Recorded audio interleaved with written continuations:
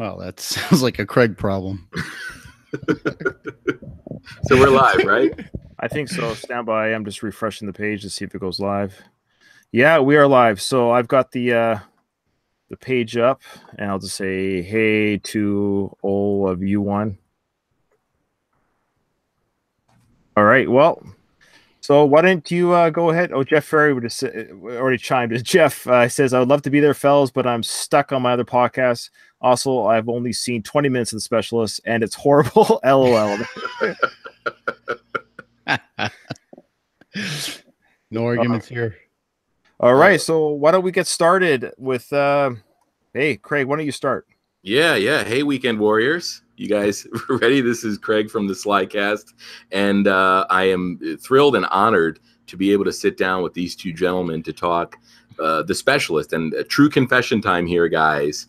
I love The Specialist. So if you thought this was going to be like a how did this get made style, Mike Kunda, trashing of the movie, you guys are in for quite a surprise. I think this was from a run of Stallone's career where I think he was making really, solid choices. And I think he had sort of refound his footing after some missteps. So like I said, man, I love this movie, and I know some of the SlyCast listeners out there do too, and have been waiting for this for a while.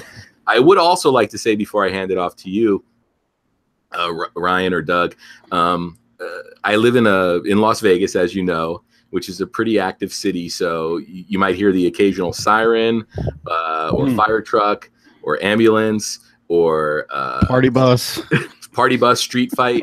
And I also have two dogs who like to respond to all of those noises they hear. So, going live, I'm normally able to edit around all that stuff.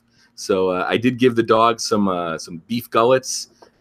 So once they work through those, they might start to get a little active. But I am so happy to be here, and I can't wait to run down this movie with you guys. Awesome. Go ahead, Doug. Your turn. I'm Doug Greenberg. I'm one of the hosts of Rocky Minute, which is a podcast where we cover the Rocky movies 1 minute in 1 minute chunks. Each episode we take about 20, 25, 30 minutes to discuss 1 minute of movie time. So we completed the first Rocky movie, and we're gearing up to get ready for Rocky 2, but we've had both Craig. Actually, we've had the whole quartet of the SlyCast on our show. Craig, I'm very familiar with your dogs. They made an appearance on our show, Rocky Minute, and they the pup patties, right? Is that what you use? Yeah, they love the pup patties from In-N-Out Burger. Yeah, the pup patties. Ryan also made an appearance on our show, and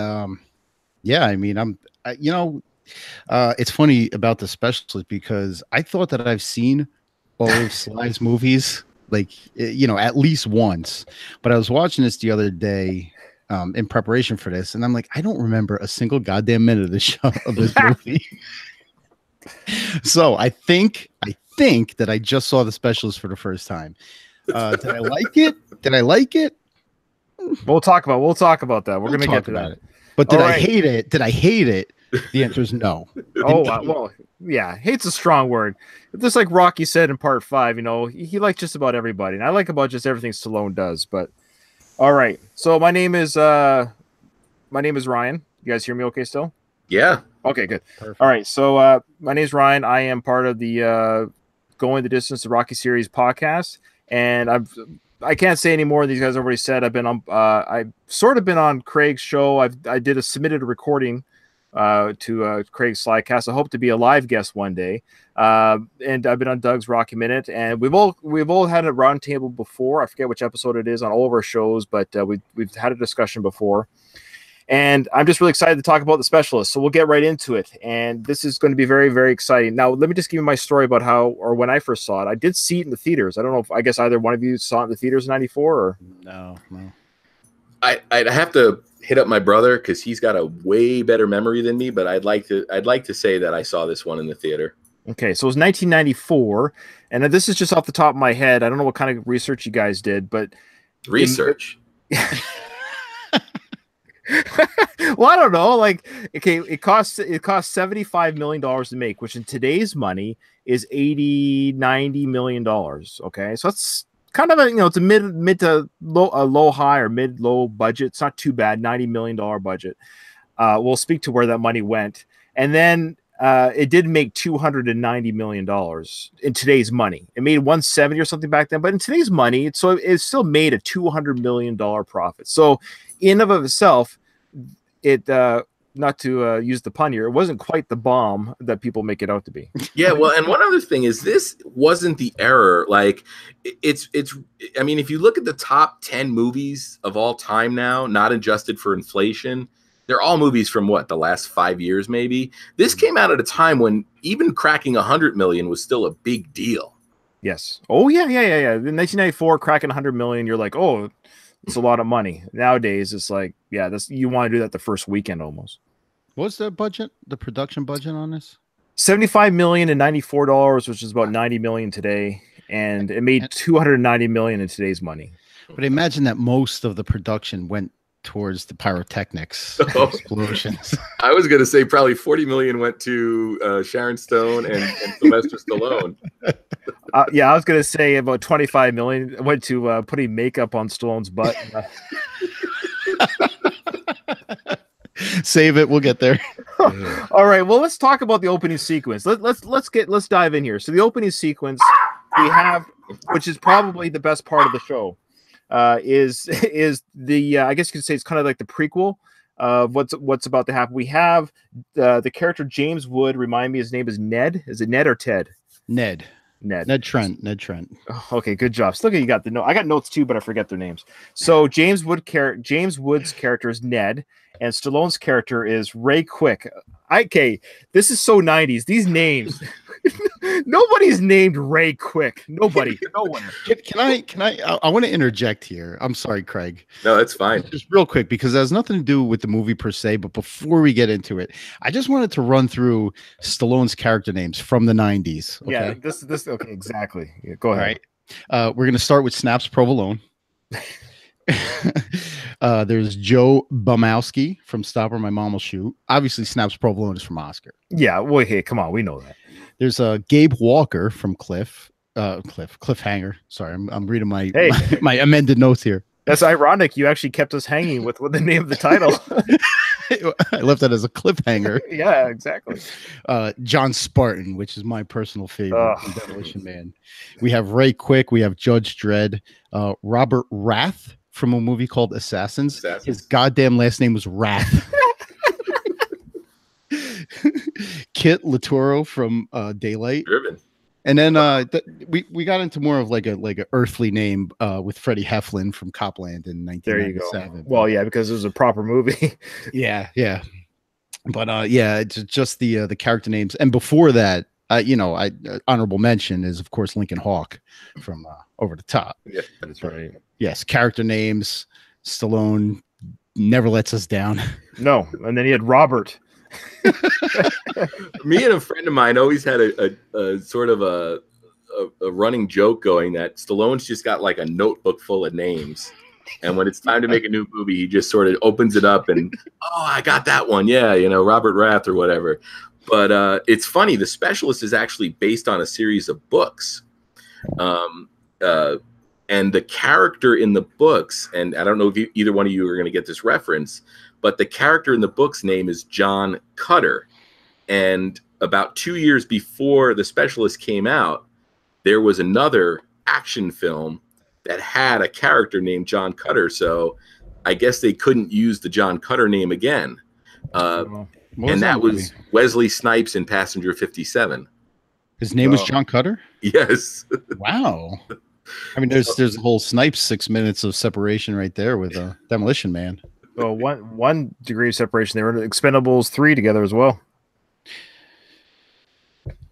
Another shout out Snipes and Demolition Man. Another great character name, Simon Phoenix. All right, so the opening sequence, we've got Stallone and Wood's characters, Ned and Ray. They're wearing their full. I love how they're wearing their full military regalia. They're supposed to be like incognito, like this is like they're on a rogue mission, right? In army fatigues. They're wearing like their dress deportment is better than the average military member, and they're out in Cambodia, looking pretty spiffy in their uniforms here.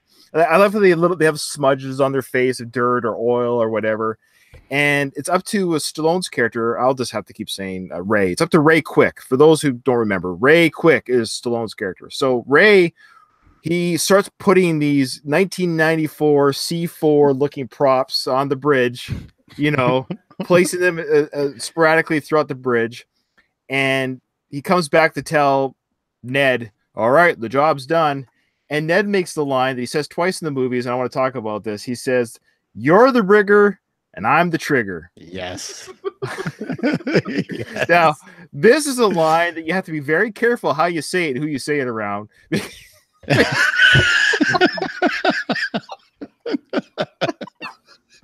Can you imagine?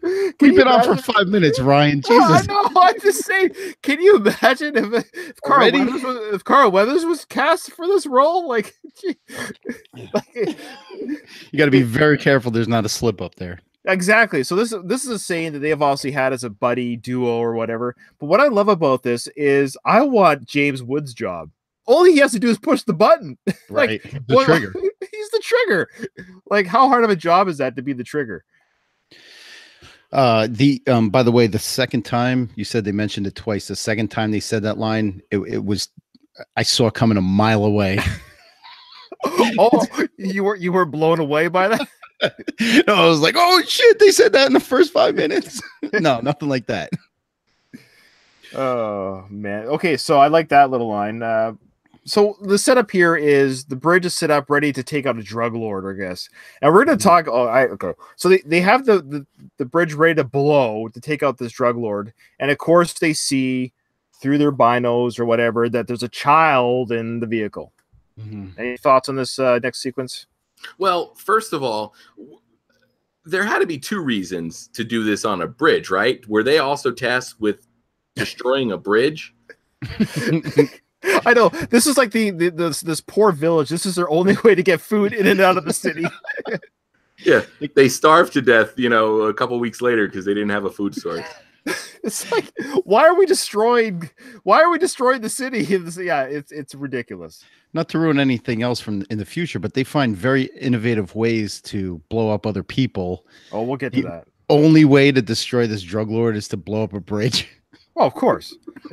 Well, maybe they're honing their skills when they became retired from the CIA. Oh, maybe. So, and this is like the classic, movie trope, right? Where it's instantly going to make James Woods the bad guy or Ned the bad guy because he's cool with killing a kid. Mm-hmm. It's like screenwriting 101 is like Jeff Ferry would say, it's like, boom, okay, he killed a kid, so now we're not going to like him the rest of the movie. That's right. And he's James Wood. One of my notes was right off the bat, we get a taste of who the good guy is and who's the bad guy.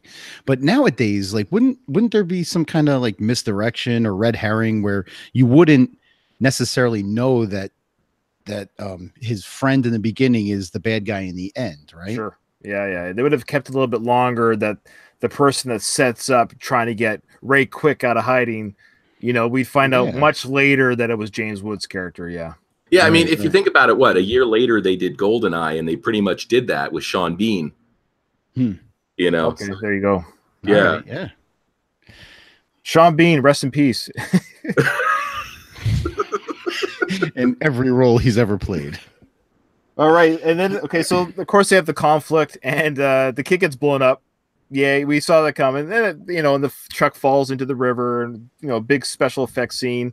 Along with some guy who's definitely not Sylvester Stallone. Okay, can we talk about the stunt doubles in this film? It's not the first time a stunt double has been exposed.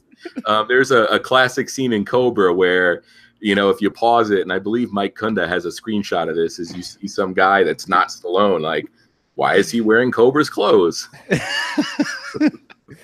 I could have been Stallone standing for the film. The guy they picked, let's just make him wearing, like, they're just both wearing black wigs. That's the only thing similar. But the funny thing about this is, like, they insist on a slow motion, like, close up view of this guy as he's jumping off the bridge. I have a theory. High def wasn't around back then. Because this came in when I was watching this movie on high def on my TV. I rented it for $5 for 2 days. It was on demand. And anyway, so this guy falls from the bridge, the big explosion. I'm like, is that one of the bad guys who flew out of the van? Who is that guy? Why is he wearing Ray Quick's outfit? I don't care. Like back in 1993 when they're making this movie, they're like, "Ah, hell, close enough. Nobody watching this in the future." They had no idea high def was coming. Man, well, it's not its friend, and that's for sure. So they have a big fight on the rocks. Ned and Ray, because they're different. Obviously, I want to know what their history was. And let me just say this. I think there's a better film here. And the better film here is whatever the events were 10 years previous to this event. I think the better film would have been them as demolition guys or whatever, as bomb experts throughout all their missions. And then they get to this point, like maybe 2/3 of the way through the film, they have their falling out, and then the last third is them trying to kill each other. I think that would have been a better film. End of story. This should have been the third act of a better film. There's one of my pups. Just hey, some attention. Say hi, Frida. All right. Frida likes the pup patties. Yeah, I gave my kids chew bones too. They should be gnawing on them for a while. What do you guys think about that theory about the better film? There's just everything from here on out is so, you could probably trim a lot of the fat. It's so dense and so convoluted that maybe you could squeeze that into an act 3. Okay, so they get separated. They go about their marriage. It's very little explanations done here about kind of what happened to each other. They kind of just kick the crap out of each other, and then they're like, there was not even a 10 years later. Was there 10 years later? No, it said present day. Right. So all of a sudden, when I was watching this movie yesterday, 2018. Yeah, I'm like, it went from 84 to 2018. James Woods looks pretty good.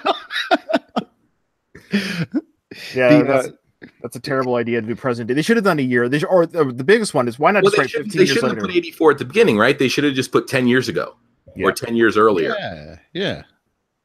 One of the things that I was focusing on, and this might be a high def issue, when Ray Quick is he's got Ned on the ground, he's over him, trash talking him. He's got these blood droplets falling off his nose. And I'm like, oh my God, that's disgusting, because it looks like it's falling right on Ned's face. It's really red. It just looks like schoolyard paint. Yeah. Oh man. Okay, so it's now actually this is a good point. I think this brings us to the opening titles, right? Or are those before this opening scene? Sure. No, we've talked on the SlyCast before about movies that Stallone may have directed that he didn't get a director's credit for. And if you look at The Specialist, it's directed by this guy, Luis Loza, who's a Peruvian director. And he made movies for Roger Corman. And prior to this, his only big movie was Sniper. Yeah, which wasn't a bad film. Yeah, and then after this, he made Anaconda, and then didn't make another movie until 2005. And this is one of those movies that sort of screams like Stallone, still being powerful enough to be like, just get me somebody that can set up a camera and yell action, and I'll take care of the rest. Why does Stallone? Here's the thing with Stallone, and I actually wanted to talk about that, so thanks for bringing that up. Is he has this really weird career where he has made some big films, and they've made a lot of money. Of course, Rocky, Rambo, The Expendables. But is it the directors don't want to work with him? Why don't we get the bigger names with him? Why isn't he getting the Scorseses or the Coppolas or even a John McTiernan? Back then, I'd imagine, he made Predator and Die Hard. I totally could have seen like a John McTiernan. I mean, that's an excellent point. I think, as much as we all love Sly here, I think it's one of those things that it's easier to have a director on set that you can sort of convince to do things your way. Yeah, I have a little tidbit. This is kind of a spoiler for the interview I did with the kind of off topic here, but we did with the Rocky robot creator, The Dornick. robot directed Rocky 3. Yeah, pretty Or much. Rocky 4. But I asked him what it was like to work on the set with Sly. What it was like to have Sly as a director. So I was talking to someone who's legit worked with Sly. And I've talked to a couple of people who've worked with Sly on the movie sets. And he says what everyone seems to say about Sly is that everybody wants to please him. He's just that guy that everybody wants to please, Sylvester. Everybody wants to make him happy because he makes everybody happy.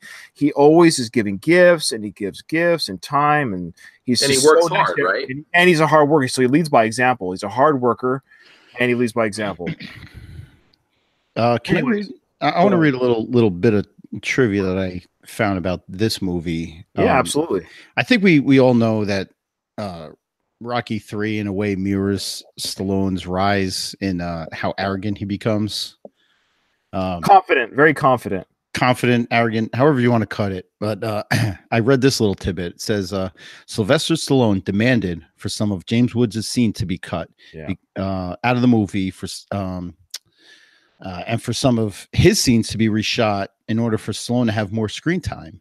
The reason for that was because Stallone was worried that Woods would steal the movie away because he was a better actor than him. Like, I mean, if that's not arrogance or some kind of arrogance, that's the only word I can think of. Yeah, it's interesting because Stallone at this time would have been 48 during this movie, so just 6 years older than I am right now. Yeah. Okay. Well, how old are you there? What are you? You're like 40. Get out of here. But anyways, it's Hollywood, right? This is the 90s. It's just after the 80s, of the decade of decadence and excess, So of course his ego's on the line.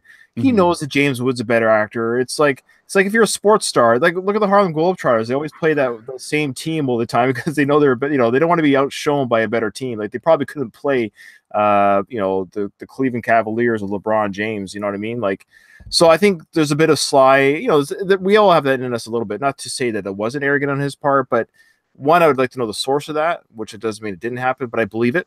It. But at the same time, we've got a year or two earlier, we got Demolition Man, where he seemed to be very gracious with Wesley Snipes. I think James Woods is just when I saw this movie, let's just be honest, James Woods, he hammed it up. Absolutely. This is a hammy movie, but he did a great job as a bad guy. And every scene that he was in was not boring. No, James Woods killed it this movie. Yeah. Well, and that's the thing a lot of people complain about, especially like I don't know why I'm going to start talking about pro wrestling, but I'll start talking about pro wrestling where a lot of wrestlers, they prefer to be the bad guy because when you're the good guy, you can't do any of the cheap shit that the bad guy does. So, you can't kill the kid, right? Not that anybody wants to kill kids, but there's more meat on the bone, so to speak. I think it's more fun to be the bad guy. Sure. It's more fun. And you have more room to overplay. Not overplay, but you have more room to really stretch the boundaries of how hammy you want to go when you're a bad guy. Absolutely. Right. I will say that I think there's probably just the right amount of James Woods in this movie. Yeah, absolutely. And speaking of James Woods, we got Jonathan Howell here on our chat saying hi and chiming in. He said that James Woods should die in a fire. I guess he's Jonathan's my buddy. I guess he's not a James Woods fan. And then Jeff Ferry chimed in here. So he goes, I watched 20 minutes of the specialist and then inhaled liquid chlorine to try and forget. All right. So let's move on to that's good stuff. Oh, Jeff should be on here with us. Well, I can invite him at any time if he wants to jump in. But Jonathan really does not like James. Sorry for calling Jonathan Howell out here, but he says that James Woods is a garbage human. There was something going on with James, wasn't there? I can't remember. He's very political right now, and we're in a very, very contentious political climate, and everybody's got very passionate views. That's right. I'm Canadian. I forgot. I'm the only Canadian here. Who's running your country again? What's the name of the guy that's your president? I can't remember. I got rid of cable, so I don't know anything that's going on. You're a smart man, Doug. All right, so let's jump to Miami, present day, and we see Sylvester Stallone. He goes, or Ray Quick. He goes to a phone booth to pull out his portable laptop thingamajiggy. I looked it up. It's called like I forget what it's called. It's like a message board. This is like BBS. Say again. BBS, bulletin board system. That's right. Thank you. That was the Weekend Warrior. Yeah. Okay, so that's right. That was the name. That's right. The name of his webpage or whatever, how to contact him. The A-Team probably would have used this had they been around in the 90s, I think. Yeah, if you need help and you know how to find them, yeah. You know what I love about the A-Team is like these guys were on the run from the government who had access to every way to find them. But, Miss Jones, who ran the corner market, could hire these guys. But the government can never somehow find these guys. You know what I mean? But Mrs. Lee, who runs the corner market, can say, "Oh, I need help. I'll call the A-Team and they'll help me." Like, I don't know why they just didn't pretend to be a shop owner and hire the A-Team to catch them that way. But anyways, this is the 18 minute, everybody. Well, we do go on tangents. I do apologize for that. So, well, the other great thing was Hannibal's disguises as well. They were always like the worst disguise in the world. It was like, he might as well have just put on like Groucho Marx glasses. That was what I was gonna say. With the fake mustache and the big nose. Yep. All right, we got. Well, Hal is just going on about Woods. Let's just give him let's give him his avenue here. He goes, Woods ripped Google in April, saying that that Google loathes Christians after he noticed that there was no animated doodle on its homepage celebrating Easter. Okay. Oh wow. A fan of the A-Team, though. Cheers, oh, yes? Jonathan. Yeah. Right. Hey, Jonathan, thanks for listening. Keep chiming in, but we don't get too political here. All right. I want to give him a proper shout out. Yeah, absolutely. He hosts the Minute Impossible, which dissects the Mission Impossible movies 1 minute at a time. Nice. So, that's awesome. Jonathan's a buddy of mine. Hey, Jonathan, any friend of Doug's is sort of a friend of mine. So I love Doug. Before we get to the phone booth, like when the title cards start popping up, and the first thing you see is like that neon sign, the neon graphic of the girl smoking the cigarette. Like right. This crap is what I think of when I think of Miami. Whether it's 1993, whether it's 1982, whether it's 2018, that crap, the palm trees, like the jerks with the open button shirts halfway down their chest. Sounds like white. I'm glad I didn't wear my shirt with the exposed chest today. I am. We all are. We all are. Craig broadcasting live from Miami. Oh yeah, classic Miami. Did you guys catch? Oh, go ahead. No, I was going to say that and Gloria Stefan, who yes. Oh yeah. All right. So, did you catch the speed that the BBS was operating at? 14.4 kilobytes per second. That's awesome. Blazing. Is that fast enough to do anything now? Well, it's fast enough to hire a Sly. So this is really confusing because I guess we have to kind of retroactively figure out Stallone and Sharon Stone's character, their relationship, because it's not really explained why they're sex chatting with each other right away. We think that we don't get right away. Oh, they haven't met yet. There's no it would have just taken one simple piece of dialogue in their initial conversation of, she kind of hints at are you going to take this job or not type thing, but they're still not kind of clear of how long this has happened because. Anyways, it's unclear. Even after seeing this again for the second time or whatever, I was like, what is their relationship? I even wrote that down at the beginning. Like, what is their relationship to each other? And I was finding myself wasting obviously too much energy on their relationship because it doesn't really matter. But I just love how before I forget, the first half of this movie, after we see Stallone get the crap kicked out of him by James Wood, we never see Stallone talk until he's on the phone again with James Wood. So all we do is have a voiceover until the 1 and 7 minute mark of him just basically talking to Sharon Stone on the phone, but it's a voiceover of him doing things behind the voice. No, when's the bus scene? Oh yeah, hold my glasses. Okay, all right. When did Stallone turn into Schwarzenegger? In 1993. I guess so. All right, 94, whatever it is. So The Weekend Warrior, for our listeners who maybe haven't seen the film, The Weekend Warrior is the name of Ray Quick's website that people can, I guess, contact him and say, hey, can you, I want you to kill somebody for me, but can you blow them up? Yeah. It almost felt to me like The Weekend Warrior was more of just like an online system for assassins to take work. Oh, was he part of the? Oh, so there was other people. So you had a sniper specialist, you had a strangler specialist, and you had a guy who blew up. Like, I mean, in my experience with BBSs, that was sort of my takeaway. And his experience with assassins. The last time I hired an assassin, like you put it out to the Weekend Warrior site, and whoever is interested in the job will take it.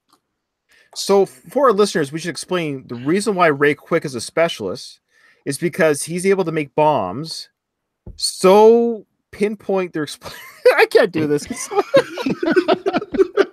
We're in way over our head here. Can somebody else please explain the specialist's job, please? Because I can't. He's able to direct the explosion so it just blows up the intended target and not anybody else around. It's ridiculous.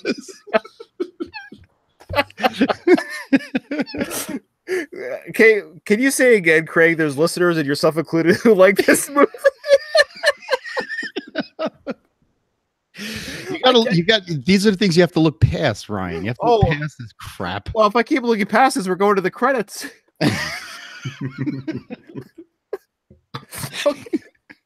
Okay. Well, what I don't understand is why didn't he just rig this bomb? On their toilet seat at home or on his doorknob at home, or like, why does he have to do it at a pub? Like, why make that risk?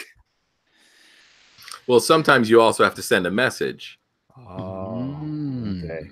Look at Craig. Look at Craig reining us in. Yeah. Craig's trying to keep down the goofiness here. I just finished reading I Heard You Paint Houses, which is the story of this Irish mob guy, Frank Sheeran, who basically confessed to killing Jimmy Hoffa. And they're actually making a Netflix movie with Robert Niro, Joe Pesci, and Al Pacino called The Irishman, which is based on that story. Can't wait. So having just finished that, there's a lot of mob hits in that book. So it's, it's like this one was done to teach so and so a lesson, and that's why it was done here. So okay. All right. Well, he definitely was sending out a message, but I think the message still would have been received when mafia guy one didn't show up to work the next day, and they go to his house and he's blown to smithereens on his doorstep without risking the public.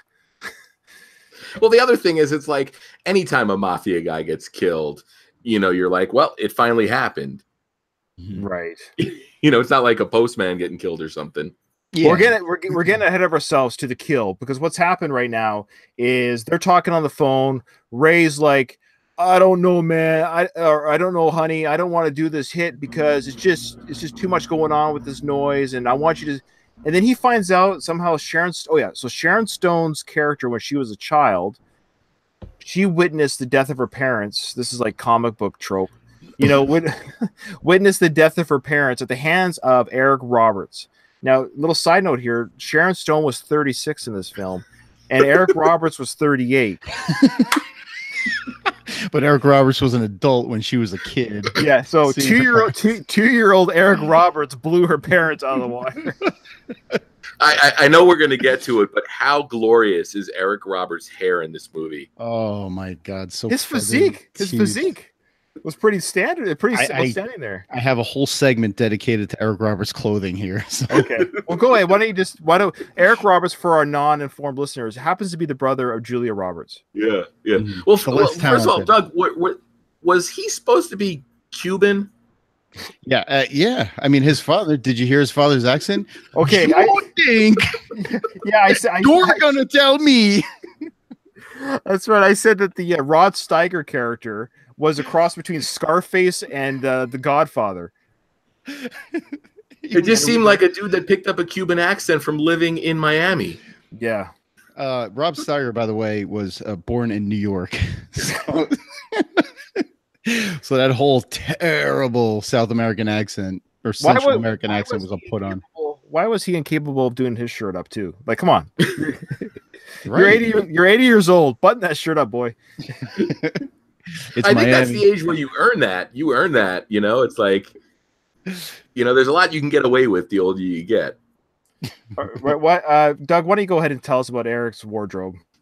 Oh no, this is going to be throughout the whole movie. Well, okay, most of the movie. But when we get to each little thing, well, let's go to the party. Let's go to the party. We have to move along here. I just want to just touch on how bad the dialogue here is. With, it's everywhere. Go ahead. Yeah. But her, like, when Stallone or Ray Quick pretty much asks her like when she's going to get over it, and she says, "When you kill those 3 bastards," and I never thought blood would be so sticky. Like, I wrote that too. Blood is so sticky.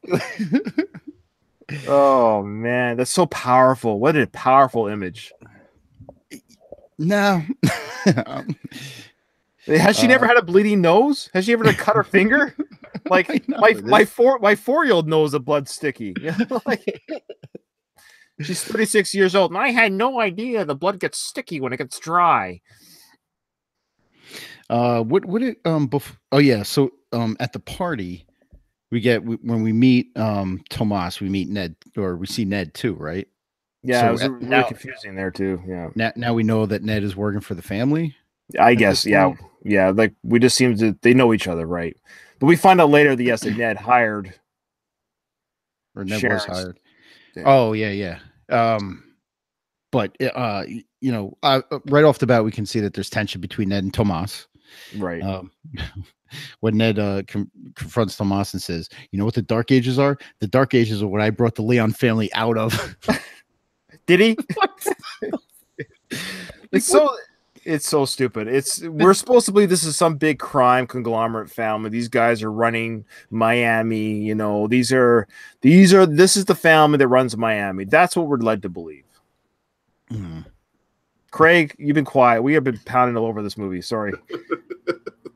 No, it's fine. I'm just admiring, the breakdown of Eric Roberts' wardrobe.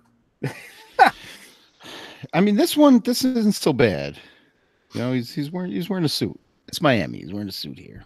I love when Eric Roberts introduces himself to Sharon Stone, and he goes, "I take what I want." Mm-hmm. Like, oh, dude. Okay. Like, has any girl gone like, oh man, this man is assertive. I'm going home with this thing. Yep. He says, a lot's happened since you were gone, to her. Like what? Like me. Yeah. I've happened since you were gone. Now, guys, here's where I'm gonna probably defend Sharon Stone for the first of many times, but I actually think that, I know there's been talk, and I don't remember, we did a lot of talking together leading up to putting this episode together, but I remember mention of Sharon Stone phoning it in. I believe that's the stance one of you guys took, right?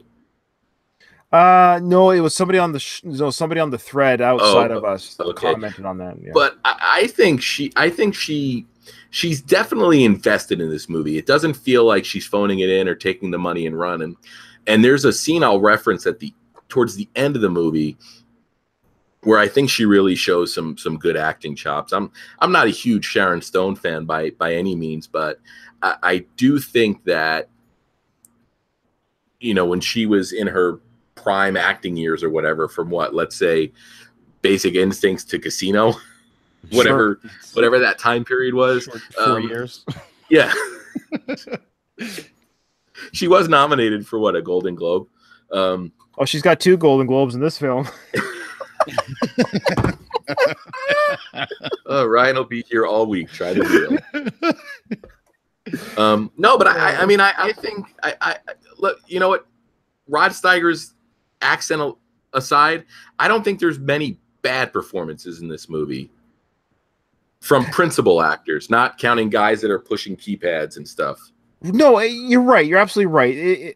The acting itself isn't bad. Like, meaning, I actually did notice that Sharon Stone pulled in. Here's the irony: is because they're okay. So I totally agree with you. The acting was not bad at all. In fact, that's what made the story such a contrast to the acting. The acting, they brought good acting to a really contrived, weak, poorly edited show. So I feel like there was a better movie there that was trying to come out, and for some reason it didn't happen. Is that the director's fault? Probably. Well, John Shirley wrote the novels, and Alexandra Siros wrote the screenplay. Yeah. From what I'm looking at right now. A girl? Yeah, Alexandra, I guess. I'll say, as far as the actors are concerned, you can only work with what you're given. Right. So if you're given poor dialogue, you can deliver it as professionally as you possibly can, and it's still going to come off like cheesy. Yeah, and that's what happened here. So I'll agree with you that the performances isn't what I'm going after here. But I enjoyed it. So here's the thing. I enjoyed Eric Roberts. I love Eric Roberts. I love a good B actor, and Eric Roberts is one of the best B actors out there, highly underutilized. I can watch Eric Roberts in anything. Okay, let's be honest. If Eric Roberts is in a movie that's crappy, he makes it better by being Eric Roberts in that movie. That's true. Coming soon, the Eric Roberts cast. Oh man, we'll take our 5 viewers and get maybe 3. Anyone out there? Did anyone catch the cat's name? No. Timer. Makes perfect sense. Yeah. Well, of course, And what's the deal with here's another trope. We have the strong, silent type, but he's tender to animals. Okay. Mm-hmm. Yeah, it's like he took it astray. He didn't take it astray. That was some lady's cat down the street that she never saw again. Yeah, he stole a cat. What makes him think it's a stray? Oh man.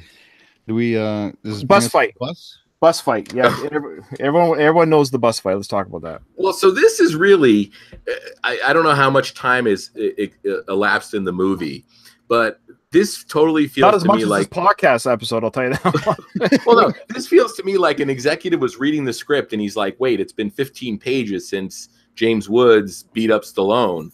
We need an action scene here." Absolutely, because obviously the purpose of the scene isn't to determine that Ray Quick doesn't like knives because he uses a knife at the end of the movie.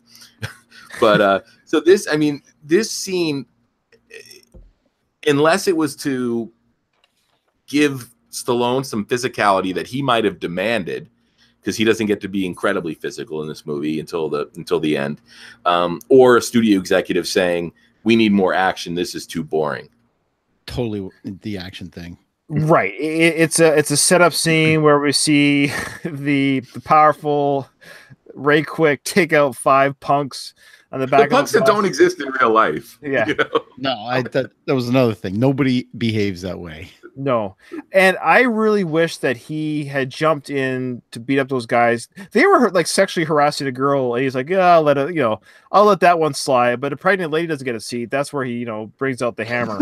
Yeah. I thought that was really kind of, it wouldn't be written that way today, but 1994, the girl being sexually harassed in the bus, he turned his back on that. And he only got upset when the pregnant lady's seat got taken by one of the guys that was doing. So they were just setting up that these guys were creeps, that they were jerks. But in today's writing, he would have already beaten them up for sexually harassing a girl. Yeah.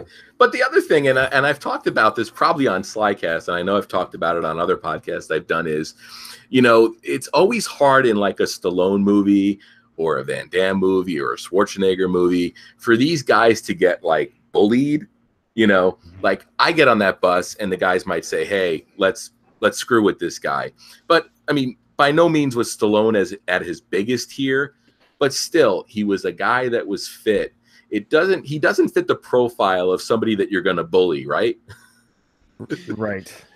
Which is always another thing that bothers me in movies like this. It's like Steven Seagal would walk into a bar and you'd be like, "Okay, 6 guys are going to give him a hard time and he's going to kick their ass." The one thing they got right is the guy that was sitting there that jumped in the pregnant lady's seat and was telling them to go piss off. He wasn't making eye contact with him, and that's what little jerk offs who want some kind of confrontation. They don't make eye contact with you. They'll just look off into the distance, saying, "Oh, go screw." Yeah. How did the geography of that bus work too? Because he flips that guy, and it's such a tight flip. It's like Cirque du Soleil flip, like it's such a tight. It's like a high diver flip. He's so compact in that flip.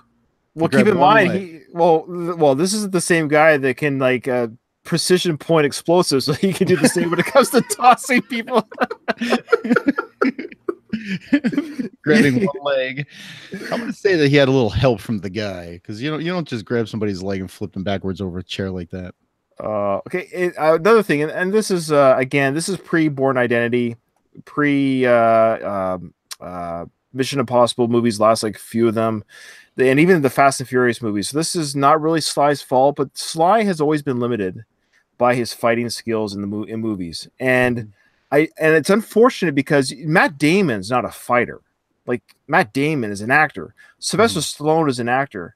But one of the biggest criticisms I have of Sly's action films is, and it's not his fault, but whoever they hired to do the fighting, I really wish they would bring in kind of a mixed martial art. It got better with the Expendables films. I think they did a better job with that.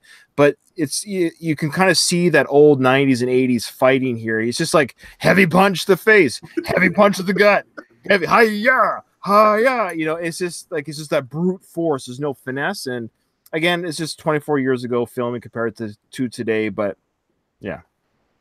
It just kind of was glaring in this scene with the bus fight. It was just more of just hard punches to the head. And do you think I mean, I love that final kick through the window, which is just awesome. But do you think there was a character reason that he took the bus everywhere, or was it just that he didn't want to deal with being in having a car that could be identified? I think it's to show that he's kind of blending with the people, hard to track, even though like they figured out the buses have a schedule. And I love how he does, he beats these guys up because this guy took the pregnant lady's seat, which is ironic because now he's just throwing a guy out of the window. They got to stop the whole bus, empty out the bus. Everyone has to go on a new bus. Like he's ruined the experience for the whole people that want to go to work that day. He really ruined the day for everybody. And somebody had to get that on their desk, right? Somebody had to investigate that, because at this point it's destruction of some public property, right? 4 or 5 guys got their ass kicked and hospitalized. Like at some point, somebody has to be trying to follow leads down on this, right? Well, this is the beauty of before cell phones. Nobody filmed this thing. It was an anonymous beat up in the bus. He just walks out, gets his shades back on, and walks out. And all the witnesses say he was wearing a hood. The transit system, no doubt, has their own police force. So there would be some kind of investigation, some kind of incident report. Are you part of that? Are you part of that transit police force there, big guy? I'm not part of a transit police force. Wasn't that like a Die Hard knockoff? A transit cop. He was Speed, right? Well, he wasn't a transit cop. No, but they would handle that. All right, so now we're going to the first date. We're like on the first date with Ned and Sharon Stone's character, whose name was Ray, or what was her name again? Adrian. No, that was her fake name. May Monroe. Yeah, Adrian was her alias, which I thought was kind of weird. Like, who wrote this movie? Have they not seen Rocky? It's like you got an actor who's the most famous in '94 for 2 films, Rambo and Rocky. And the writer's like, I got to come up with an alias for this character's name. Adrian? Nobody knows that name. They won't make any connection. Like, why would they do that? I don't understand who writes these things. Why wouldn't they just say, call her Tracy or Susie or Pam? It's definitely a take you out of the movie moment. It is. Because he yells, yo, Adrian, get back here. It's like, whoa, what's she doing here?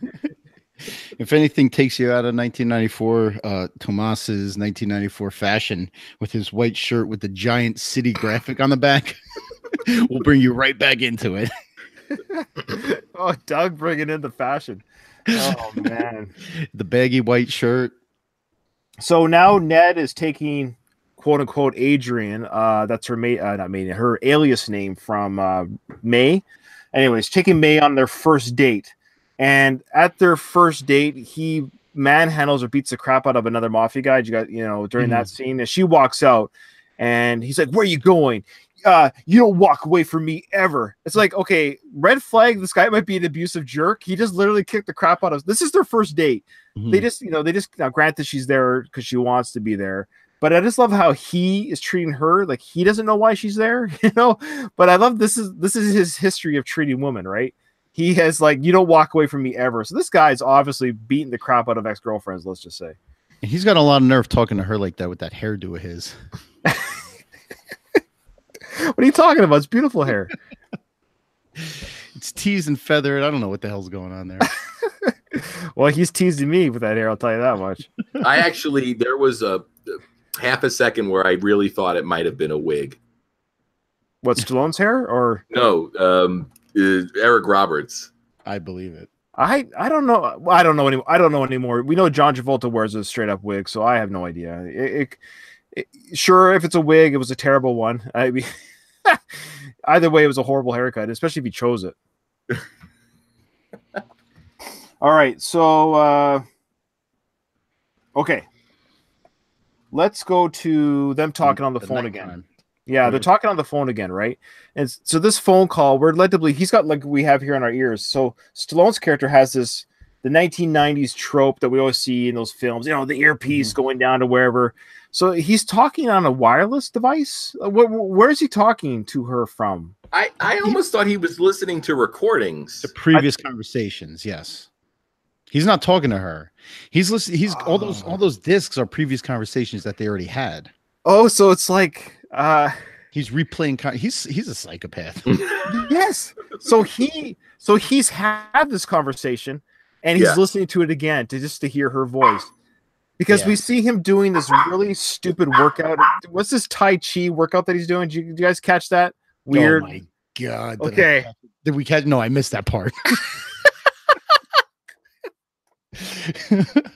It's like it's that weird, like, hey, Stallone doesn't have a shirt off just yet. It's been an hour into the movie. We got to get a scene where he's doing this, you know, like this weird Tai Chi, his shirt's off, the veins are popping, and he's listening to their phone call conversation, and he's fantasizing about her being in lingerie during their conversation. Was that a fantasy? Well, he's visualizing what. Now, she never said in the conversation, "I'm wearing undies," and I'm wearing 1994 undies, but he's visualizing this girl wearing nothing but, you know. Oh. I know the internet's around the corner. We should just tell Sly, hang in there, man. Get a few more years.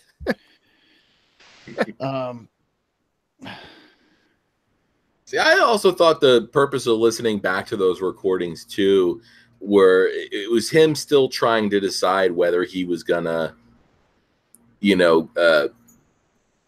really go through with helping her out or taking the job. Yeah, he was just thinking about helping her out. Well, he's trying to find some clue that it's a setup or something. True. Something telling. Maybe he's analyzing it. Jonathan Howell just said here, fun Doug fact. He has the same underwear as Sharon Stone does. Very high cut. And right up the butt crack. Wow. That's nice. I'm visualizing that too as I'm talking to you. That's great. I wouldn't. So he takes the job. We'll fast forward here, guys. So he takes the job. He finally decides yes because you're so hot. Now, if May was 300 pounds, he would never have taken the job. Let's be honest. He took the job because she looked good, right? We all know that. Well, and the other thing is, how selective can Ray Quick be? I mean, he's got this fortified bunker that he basically lives in that's got a whole underground component with a high-tech security system. He's doing handprint analysis, and I mean, it's got to be a pretty costly operation to be Ray Quick. So to see him sort of like decide on whether to take a case or not, you'd think he'd be like, "You need me to blow somebody up? Here's how much money it is. I'm going to do it." Yeah, I don't know why he's being so selective. What is, like, how long is the queue for him to precisely blow people up? Oh man. Okay, apparently it's an hour in the podcast. Yeah, but also, and he works only in and around Miami as well. So like, yeah, I mean, you'd think that he couldn't afford to be selective. Also, call me crazy. If he works only in and around Miami, maybe the investigators can like kind of narrow down some kind of pattern, which would put him out there. I'm just saying. Yeah. So now he says he's going to take the job. He has 3 rules. Rule 1, stay away from them. Rule 2, I call you, you don't call me. And Rule 3, if this is a setup, I kill you. I don't have a problem with any of those rules. Boy, I wonder what his Yelp reviews are, you know? He killed me. They can't write Yelp reviews, right? If you're dead. He's also foolish because he only takes this job after he sees the two of them. 1994 Tomas fashion, the baggy gray black and gray shirt. Only after he sees the two of them like dancing and him grabbing up on her ass in the club. So he's taking it for the wrong reasons too. Yeah. Okay. So we're an hour in, which is good. This has been fun. I don't want to stop it, but let's just hit the high points. The audience wants to hear this. They want to hear. Look, everyone's been waiting for our thoughts on the sex scene. So let's just. We're 1 hour in. I remember when is 1994, and I would have been 18 years old when I saw this. This was pre-internet. Okay, for old man Ryan here, and so. I remember watching this in the theaters. And I was like, okay, am I, and number one, the shower that they were in, bigger than my apartment, huge shower. Oh my God. 2 shower heads. Let's just say it wasn't the only heads going on, but there was two. I think we lost Craig. Oh, there he is. So, okay. Does anybody want to talk about the shower scene, or is it just me? I think our audience wants to hear our thoughts on the shower scene. I got to say that kudos to both of them for being in the shape that they were in. And nobody can ever take this Blu-ray or DVD or VHS away from Sly or Sharon Stone. You know, this is one of those ones that Sly can pop in 10 years and be like, damn, look at me. Sure. Look at my butt. And Sharon Stone, I mean, she, 36. She's 36 years old in this film. Tremendous shape. And yeah, no complaints here. And it doesn't seem like there was too much body double stuff going on. I didn't research it, but I don't think it was. In fact, let's talk. So Stallone was 48 in this film, wow. And so he was 48, and Sharon was 36. So the 12-year difference, not that really in Hollywood terms, not that much of difference. And I will say this was a pretty erotic scene. I had forgotten. Now, this was also during the time of Basic Instinct, Sharon Stone's Sliver that she did.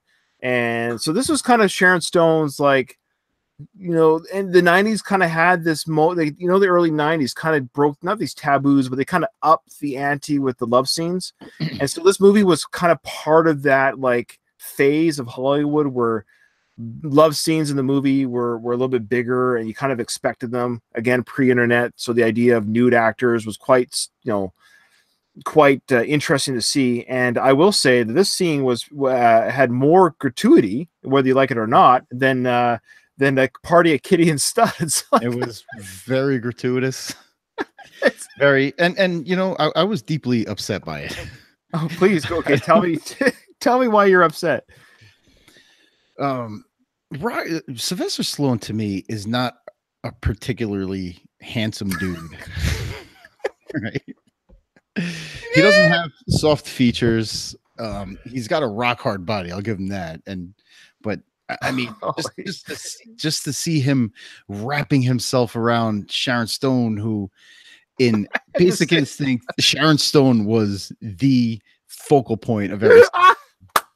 In this, it was like Stallone had to be the focal point of the sex scene, and it was deeply disturbing to me. I totally agree, and I love Sly. He's my most favorite quote unquote actor. Like I love watching him. I love all of his movies, but I will say I mean, and I'm not opposed to seeing a male buttocks in a love scene. It's not about that. It's just like. It's just like I focused on I focused on Sharon Stone as well. You can hardly see Sharon Stone though. I do love how there was a scene where he straddles her. Well, this is like after the shower. But even stop, Craig. Let me say this. So there's a scene where she's lying. Look, I'm not a lovemaking master, okay? But it's not very often that I've straddled a female. She's lying on her back. and I've taken off my shirt above her. That's not how it works. And she's like grabbing his chest, and he's like, "Yeah, you want some of this, baby?" But he does that when they're laying in the shower too. Like he throws his leg on the outside of hers. Like you don't. Yeah, it's a really weird. Like it's like he's posing for like a nude portrait or something. Yes, it's exactly what it's like. It is. It's like, oh my goodness. Okay, so what was I going to say? There's something else. Oh, speaking of Golden Globes, did this movie win any Golden Globes? It won some Razzies. Yeah, talk about the Razzies that it won. Let me go down to the. Well, it was nominated for Worst Picture, Worst Actor. I think the Razzies are kind of cheap sometimes. Sure, I agree. Sharon Stone won Worst Actress for 2 movies this year, for The Specialist, and then also a movie called Intersection, which starred Richard Gere. Oh yeah. Rod Steiger was nominated for Worst Supporting Actor. Yeah, I agree with that. I agree with that one. They tied Stallone and Sharon Stone for Worst Screen Couple with Tom Cruise and Brad Pitt for Interview with the Vampire. Wow. And then also the Stinkers Bad Movies Awards. It was nominated for Worst Picture, nominated for Worst Actor, nominated for Worst Actor Rod Steiger, and then Sharon Stone again collected a Worst Actress award for her work in The Specialist. Yeah, you're right. It's a little bit of easy picking, low hanging fruit. I guarantee you there was worse acting performances from other actors during that year. It's just Stallone's easy. Sharon Stone would have been easy. Did anyone else notice that the shower was golden? Oh Jesus. Go to your room. Well, I didn't say anything. It looks like a scene out of Goldfinger. I don't know. Our buddy Matt Marchand wants us to point out the bottle of vodka. Yeah, how do you feel about this? I almost hesitate to bring this up, especially with the Me Too movement. Like she didn't want to do it. Well, yeah, she didn't want to do it. She didn't want to do this. The nudity. She didn't want. I hate this. I hesitate bringing it up because I know it wasn't the way the story's told. It's. I don't know. We don't know if it's true though. No, it is true. I actually know the source. It was actually a interview that Stallone did on Ain't It Cool News, and he took questions from people live chatting. And I remember that. Yeah, it was actually really great. It's like hours of it's like 1 or 2 hours of him like giving like straight up chat answers to Ain't It Cool members in 2006. And somebody asked about the scene, and I think it sounds different when you hear the context of how the whole chat was going. Yes, I know the source, Jonathan Howell. It's on Ain't It Cool News. Don't you question me.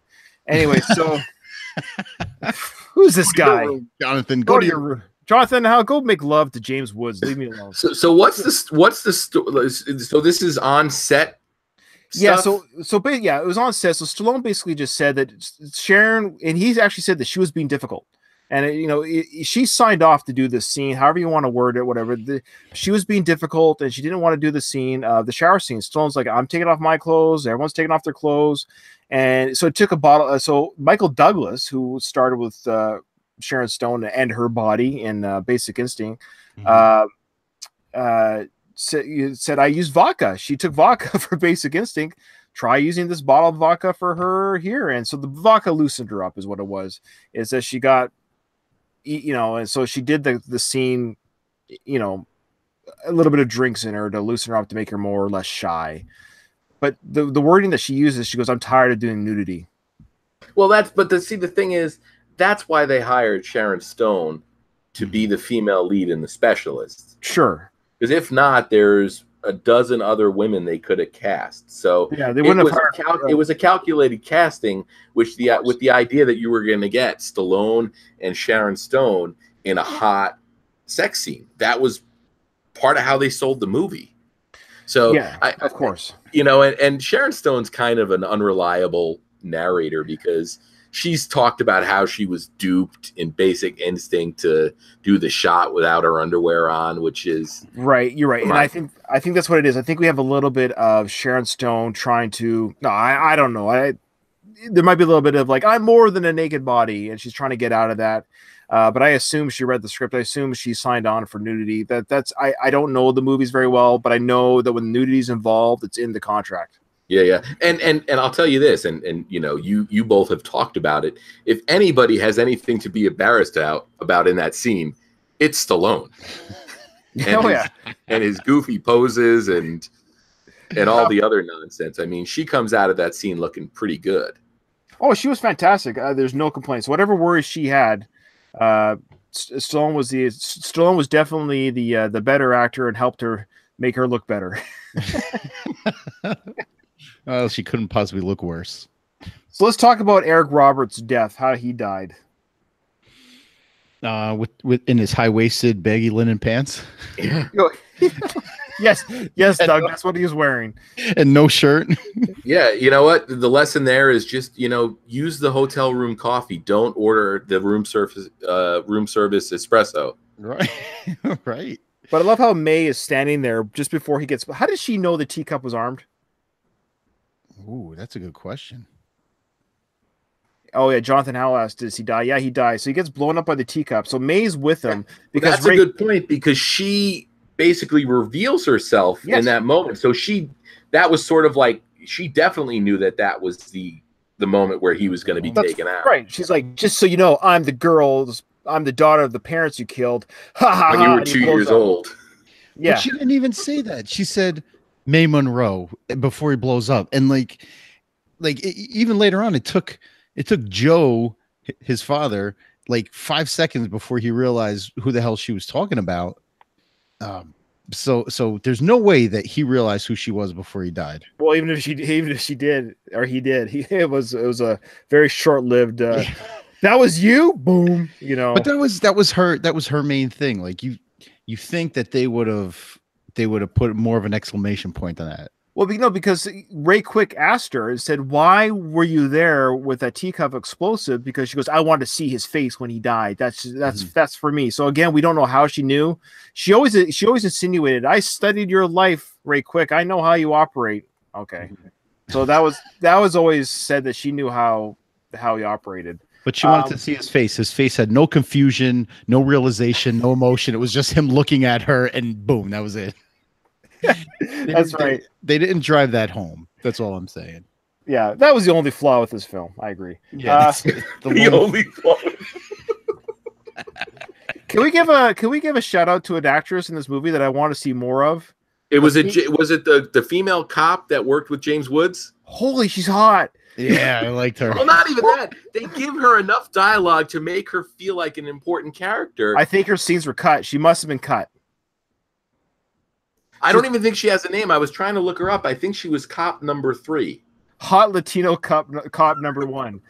And I'm not being misogynistic here. All I'm telling you is she was gorgeous and she was easy to look at, and she did a good job in her delivery of lines. I want to know more of her acting career. And I think whatever scenes that she got cut out of was the ones that James Wood got cut out. So she was kind of a victim of the James Wood scenes being cut out, because it seems like she was more, her relationship with James Wood seemed legit. Yeah, because she even gets a line at the end when the whole boat, you know, marina or whatever is surrounded. I don't remember what her line was, but she says a line and you're just like, okay, random actress. Yeah, like why is that in there? I read somewhere in the trivia too that like she was shown in the trailer as if she was going to have a much bigger part in the movie. No, yeah. That was the original cut with James Wood having more parts, I bet. Before Stallone got his hands in there. What, the shower scene? Now, the other thing, and I watched most of this movie before my fiance got home, and I watched the last. Why are you making that caveat? Like, well, no, because I'm going to explain something here. So it was post shower scene. Oh, sure.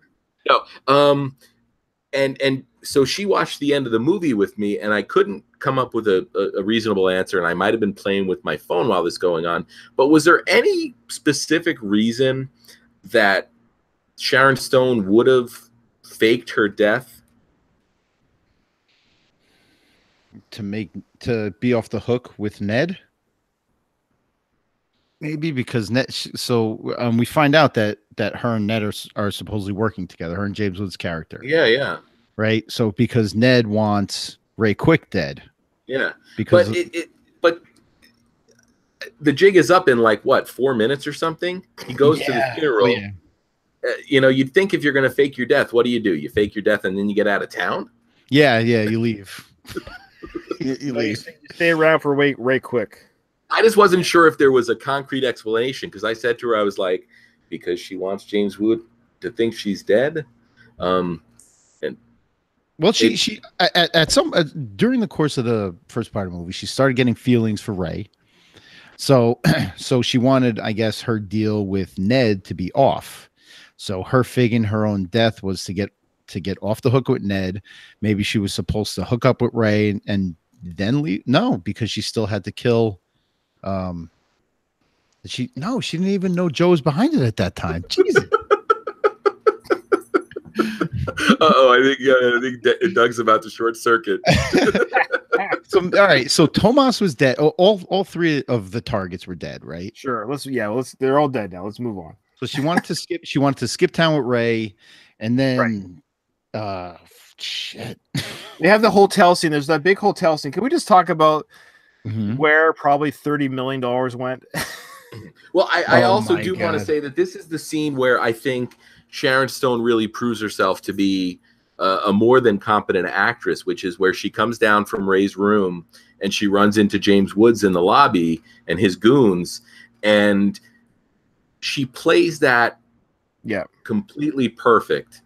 The way she's responding to him, the nervousness that she's showcasing, the way her eyes are darting around. Yeah, like a Black Widow type character. Mm-hmm. Yeah. But it's perfect, and I think it shows a depth of acting ability that some people just never show. So I think that's a performance in this movie, at least from her, that I would say that's not somebody phoning it in. No, she only phoned it in with her conversations with Stallone. But let's move on to so there's a big hotel scene. People can watch it on YouTube. You can just like Google hotel explosion, but it's pretty funny to watch the pre-CGI and them falling. And there's the guys in the water. The building's going to fall, and then he's like, yeah. But then it's like a combination of rear projection, right? Yeah, where that really shows its age, and then also you can tell it's a miniature. Right. Breaking off of the actual piece falling into the water was the most impressive, but it didn't cut together with the rest of the scene well at all. And who was the architect that designed that? I don't know. I love how Ray Quick already had this room pre-programmed to blow up. It took him like 5 minutes to set that whole thing up. Jonathan's saying that scene cost $45 million apparently. No way. They should have asked for a refund. Where are you getting that from, Jonathan? Oh, maybe the whole film. Maybe he's talking about the whole film cost $45 million. Okay. All right. So that almost seems to me like somebody didn't when you're a kid and you don't do your homework, then you got to bullshit your way through. That's how that scene felt to me. Yeah. Like the special effects guy was like, "Oh shit, that's tomorrow." Yeah. So we get to the escape. The Ray Quick has to get out of the hotel and fight off the goons, and they fight in the kitchen. And this is where we have knife. He hates knives, but he used one. And that's a little bit of a nod, as he said in the bus scene. He goes, "Oh, I hate knives," and that's kind of the nod to Rambo. The Chekhov's knife payoff right here. Yeah, he hates knives, but he uses it to kill somebody. And this is also the scene where the stunt double is standing there for like 5 minutes fighting. Did you see this guy? I actually put it on pause and I watched it in slow motion. And I'm like, this guy should have got, is he part of the Screen Actors Guild? Because he got more FaceTime than. I know this guy. I mean, you could almost make the argument that Stallone phoned it in this movie. Because he's not, he does the stunts. He broke his neck doing Expendables at the age of 60 something. Why for this movie, guys, was he so? I'm not jumping out of anything or doing anything. weird to me. He's 48. Like I said, he got flipped by Steve Austin at the age of 60 something 20 years later. But now for the specialist, he's like, no, I don't want to break my nail. Well, I mean, he was a prima donna in 1994. Maybe that could have been it. That could have been it. There's a funny line. I love this part here where at the end of the movie where Sharon Stone's character is on the phone with Ray Quick and he's like, you're going to, where are you? And she's like, I want to see you. He goes, I'm not going to come see you because you've already set me up and I don't want to kill you because you've already betrayed me. And then she goes, do you remember Fountain Blue? This is the hotel, right? This is the hotel that they blew up. Okay. So she goes, and it was what, a day ago? No, it was like 12 hours ago. It was like, she goes, you remember Fountain Blue? And I wrote, yeah, it was like 12 hours ago. Because then he responds with, yeah, I remember everything. It's like, yeah, I remember, me killing a few guys in the kitchen, the hotel being blown up, and literally minutes previous, we had a 1 hour love scene in the shower together. And I love how she left the shower early because she takes off and he just gets out of the shower. So she's all dried up, her hair is done. How long was Ray Quick in the shower for? Like I said, he's a prima donna. Oh man, I wonder if his nickname Ray Quick was from his lovemaking skills. I don't know. Anyway, so this right here, this part really bothers me, and it bothers me about all films, especially right here, when she says, "Remember the note." I meant every word of it. Yeah, and that's when he says, "I remember everything." Oh, my bad. Yeah, that's what he says. I remember everything. Yeah. But then he still has to pull the note out of his pocket and look at it. So us, the idiot audience, realizes. Yes, she said, "Oh, don't trust me." It's absolutely like they wrote the same thing I wrote. They spoon feed the audience, and that it annoys me when they do that shit. Maybe the audiences weren't smart back then. I don't know, because I watched this movie with 2018 eyes where we have some very, not complicated, but very intricate, shows like Breaking Bad and Game of Thrones. And there's a lot of stuff going on. Like he read the note, like literally 5 minutes ago as a viewer. I saw him read the note that says, don't trust me ever. I'm not a woman you can trust. I'm not a woman you can trust. And she goes, remember that note I wrote? Well, I meant every word of it. Me as a viewer, I'm like, oh, great. Now I have to rewind. They go back to the hotel scene. See what the note said. I got to rewind 5 minutes. No. All right, so let's get to the final showdown. Here we go, boys. The final showdown. James Wood and the gang are at Ray Quick's warehouse house. Yeah, I'd actually like to talk about. I guess there's the one scene where they're trying to track Ray because he calls the. I guess they put an alternate ad. They're not able to use, I guess, the Weekend Warrior BBS because they don't know about it. So they put like an ad in the paper or something. Yeah. Oh, yeah. He's on Twitter. He's on Instagram. Is this where Ned flips out? Yeah, I mean that's like a marquee James Wood scenes in this movie, and it's great to watch. Stallone sort of pushes buttons, and ramp up, Ned. Or Ray, you get to watch Ray ramp up Ned, and then Ned just explodes, and it culminates with him like ripping the tape off of the recorder, and then the hot Latin girl number 3 or whatever, she says a line that I don't remember, but I think that's a standout James Wood scenes that's a good scene, and we needed more of those scenes between Sly and James. I think Sly did a great job there with the phone call conversation. The only thing he didn't say was "I'm coming to get you" at the end of the car. Murdoch.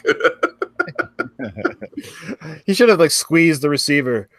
Ned, I'm coming to get you. Oh wait, lightning bolt.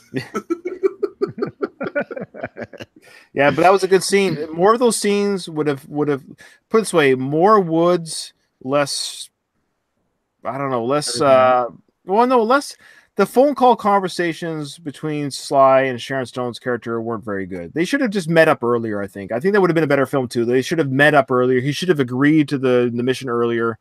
That might have tightened the film up a little bit. That was they were really kind of drawn out, weren't they? Yeah. It's like, we know you're going to hook up. But they went from literally, talking on the phone. It basically was the longest Tinder date ever. It was all like underneath that cheesy saxophone, slow sax love music. Oh, horrible soundtrack. The soundtrack was horrific. Yeah. Ugh. I got to say that I'm a fan though of this film was made in an era where you were still getting full orchestral, soundtracks, whereas nowadays, unless it's a really, unless Hans Zimmer's doing it or something, you're getting some guy with a synth that's just hitting patches. And sure, the opening titles of this movie, I there's a nice orchestral vibe. I don't remember any other music until we hear Gloria Estefan at the end. Ugh. You know who the music supervisor was on this? Well, no, Doug. Emilio Estefan Jr., aka Gloria Estefan's husband. Oh wow! Wow. Now the other thing though is, so getting back to sort of this whole task force that might have been charged with finding who this mad bomber was. That was sort of, Ned had to know that most of these bombs were being set by Ray. So the thing I don't understand is when Ray got on Ned's radar in Miami and how Ned ended up being a cop. How did he become a cop? Is that what you're asking? Well, I'm just overall, like, so it seems like Ned and his department were investigating. Yeah, well, he was put in by a crooked chief. To work on the task force. I think it's what it was. Yeah, the crooked chief. Put him on the task force. Was that mentioned? Yeah, they had a meeting with Rod Steiger and this police chief. It was like a scene. That's how he got it. Yeah, he paid off the chief early on. That's a good call. It must have been before the bus scene when I was bored and playing with my phone. One of the parts I love about this scene before the Ned rant, which James Woods' rant is A+. I friggin' love it. You got the one guy. Oh no, maybe this is after the rant. It doesn't matter about the order. It's fine. We've gone a little bit. This is fine. All right. So the other cop that he has listening to the audio of the phone call, he's like, air brakes, complex sounds, slightly muffled, people talking, climbing downstairs, voices, mechanical sounds, and then Ned goes, people getting off a bus, like it was a bad game of Password. That's like the first guy was giving him clues. Oh man, that was some serious detective work. Yeah. Oh man, it sounds like a city. People live there. I hear walking. I hear some talking. A door is open. Yeah, it's amazing. Yeah. Incredible. In fact, that's my job actually as a sonar operator, is to be able to listen to sounds underwater and decipher what they are. So it's legit, skill to have, I guess. But it's the things that he was calling out. I think my 4-year-old could do the same thing. But him coming to the idea that it's a bus route. What bus does he catch? And then they found where he lives. Because the delivery boy delivered food. Henry the delivery boy. Yeah. All right, so I love how at the end here where James Woods telling all the cops that are surrounded the warehouse, don't shoot. This place is wired. Don't shoot. But Ray Quick is like blowing things up everywhere. Like none of the explosions seem to trigger other explosions, but a gunshot would. Well, no, I think it was also that he wanted Ray Quick alive so he could deliver him to Rod Steiger. Oh, look at you. Okay. All right. Because Rod Steiger, of course, wants revenge in person because he killed his son. You bring him to me alive. I love Rod Steiger's death at the end. You bastardo! Bastardo! You think that my son... Sorry. So I will admit that James Woods' death in the pressure plate death system at the end of the movie there, which is I love how the pressure plates, Ray Quick was like, I don't know where they are. Yeah, you do. They're all apparently 1 foot apart either side, like a big chessboard. When he tells her how to walk through them. Yeah, but he says he doesn't quite know where they are, and he goes, "We'll know where they are when they're lit up." And then, but then you see on the computer screen, they're literally like 1 foot apart or whatever, like a perfectly set. It's a grid. It's like a grid system. It's like they're not even random. Yeah, I don't know. The other problem is, I don't know if you guys picked up on this, and I think this is another case of poor filmmaking or poor blocking or whatever you want to call it. But did anybody else expect the sort of Freddy Krueger, Jason Voorhees horror movie trope of like James Woods coming back for one last sort of jump scare before he's dispatched. You see him sort of he doesn't get blown up. He just gets thrown like. I love his death scene, highlight of the movie. There's two death scenes that are great. First, let's go back. The first death scene at the parking garage where the guy like, rocket pellers up and he's still in his chair. Oh my God, on fire. Okay, I love again how we see earlier that Ray Quick is able to to minimize to direct the explosions, at a club. Who's to say some lady wasn't walking her dog in front of that parking garage when that explosion goes off? You know what I mean? Because anyway, so this car explodes at a parking lot, and he shoots up in his chair in a fireball. That was actually a great, like an ejector seat. Yeah, and he's still kind of like he's melted to the seat apparently because he literally rocket fuels out of the car still attached to his seat. But I don't think that would happen unless the explosion is coming from underneath you. Like you wouldn't shoot straight up in the air if the explosion was coming at you from the side. Yeah, well, hey, Ray Quick, man, it's precise. However he does it is precise. Am I really picking this part of? and then James Woods death scene, like Craig was saying, was actually I totally agree. I forgotten. Does he come back? He does get one last. No, I know, but this is when I'm watching. Oh. So I was actually legitimately like, oh, they're actually he's just dead. It's just kind of like he got blown over the place and he landed kind of in a ball of fire, and yeah, he's dead. Yeah, there should have been that last bit of coverage where you even just see a shot of James Woods that just shows that he's dead. I really expected him to come back for that final jump scare where Stallone maybe has one last bomb that he activates or whatever. Yeah, that was good. I actually kind of thought that was good, and then we get to Rod Steiger's death, which was bastardo. Cherry on top. Cherry on top of the Specialist Sunday, my friend. Is there any last thoughts you guys want to say about this film? Do we want to give it a rating? Do you want to give it a recommendation? What's your final thoughts, Doug? I mean, for as bad as I heard that it was by Jeff Ferry especially, I didn't hate it as much as I thought I was going to. The acting wasn't my problem, but I was really like kind of honing in on the whole 90s cheesiness of it. Sure. Like I always said that the problem with 80s movies was how over the top action they were, but the 90s were no different. No. And it was, I mean, does this movie have a lot of holes? Absolutely. But it wasn't unenjoyable for me. Like I watched it. I laughed at parts that probably, that weren't meant to be funny that I thought were. And I appreciate that about a movie. It's cheesy. And I enjoyed it for what it was. All right, I'll go next, and then we'll have Craig close it with his. I hadn't seen this movie in 24 years, and I don't know what I didn't know until I saw it again. Maybe why that was, because I did see it in the theaters, and I've rewatched a lot of Stallone films, and this is one that I hadn't rewatched. Now I can kind of see why. It hasn't aged that great, but I'm watching it through an older set of eyes now than an 18-year-old's eyes, right? And I think there's a better movie that was under there. I think under a better director, with a tighter script, with a tighter editing. I think there was a film in there that was aching to come out, and I don't know what happened to it. I really hope it wasn't due to some actor scenes getting cut out. That could have been a better film. I don't know. But that being said, I recommend it as a Stallone fan. You got to see this film. You can't be a Stallone fan and say you've never seen The Specialist. So to be a Stallone fan, that's my recommendation. If you're a Sylvester Stallone fan, see this film, see what it was for 1994, and I think you'll have a lot of fun. There was times that I literally enjoyed watching this film. So Chris, just before you go there, Craig, Chris just chimed in. Chris, welcome to the show. He says, I never saw this movie. Now I want to. Thanks, guys. So there you go. The Specialist, man, on demand. This movie's going to make money this weekend. Yeah. It's our buddy and Jeff Ferry's podcasting partner, Chris. Yeah. Oh, okay, cool. Yeah. So I've always thought, and I'm always, sort of surprised when people, Stallone fans, sort of, call this one of his lesser films.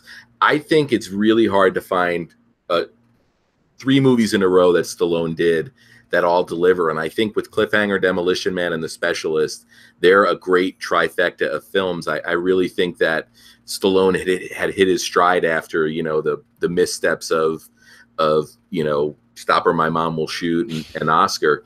We'll cover that one next. And the one thing I really like about this movie is it's got a different feel than a lot of Stallone's movies. You've got the unique Miami setting, but you've also got the relationship with the Sharon Stone character, which, you know, if aside from the Rocky movies, you don't really get relationships in Stallone movies too much.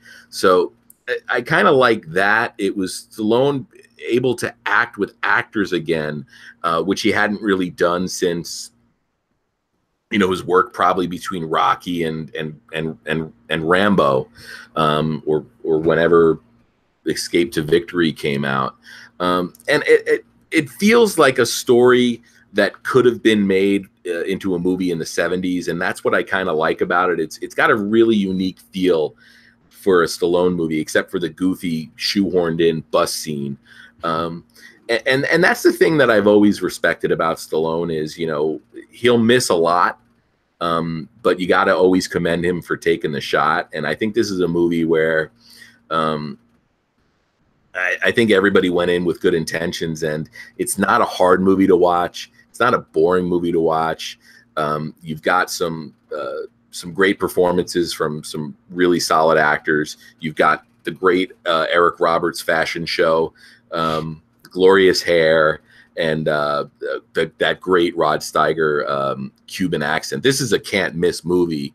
I don't, like you said, I don't think you can talk Stallone films without having seen The Specialist.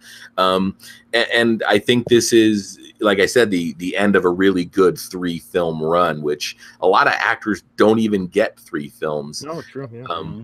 You know, that all deliver or, you know, or even have that opportunity. So I think it was a really good time in Stallone's career, and I enjoy this movie. I enjoyed watching it again, and I didn't delete it off my DVR. It's still sitting there. So, all right, well, that's awesome.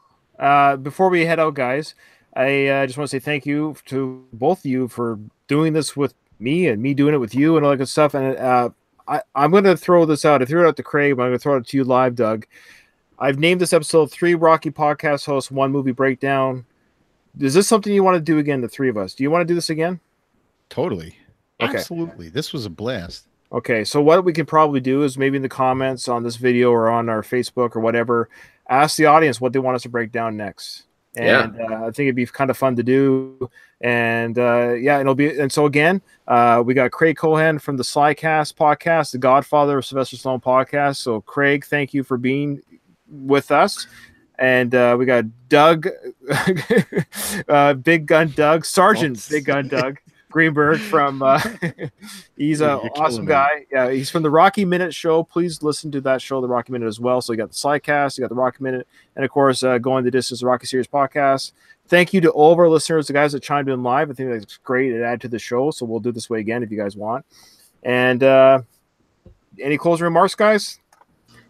Thank you for doing this, guy. I know Doug and Ryan, you guys both did a lot of heavy lifting to make this happen.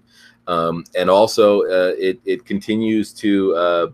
I continue to be inspired by the amount of Stallone content that is out there now, and the options that people have when any of our shows are idle. There's always somebody out there that's putting out new content. Between you two guys and all the excellent work that Matt's doing with all of his Rambo Mania related stuff. So, you know, just because one of us goes quiet for a little bit doesn't mean there's not somebody else out there, you know, offering up great content. And if you haven't listened to the first season of Rocky Minute, make sure you do, because you're going to hear every member of the SlyCast. You're going to hear Ryan, and Ryan with the Going the Distance podcast. I think you guys did something really unique and really fun, and it's just awesome. I've always been inspired, and you know, the amount of friends I've made through podcasting is immense, and to have this even like insulated Stallone podcast community is even cooler, and I'm so happy to be part of it, and I love chatting with you guys. It was so much fun. Awesome, man. That's awesome. Let's end on that note. Ding, ding.